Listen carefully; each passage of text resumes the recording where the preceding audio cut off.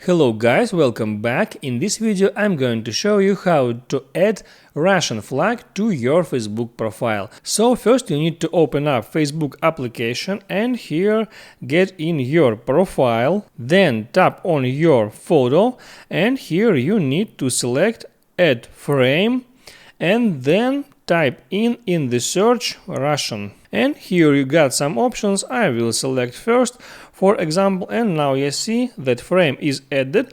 And here I got some extra options like make this flag temporary. I can type on it and select time, and the flag will be shown just until the time will ends and then it will disappear. And also I can choose share or not this action to my feed. I can turn on or off this action and then I can tap on save button to make changes being applied. So now you know how you can simply add a Russian flag to your Facebook profile. Make sure you like this video if it was helpful for you and see you next time.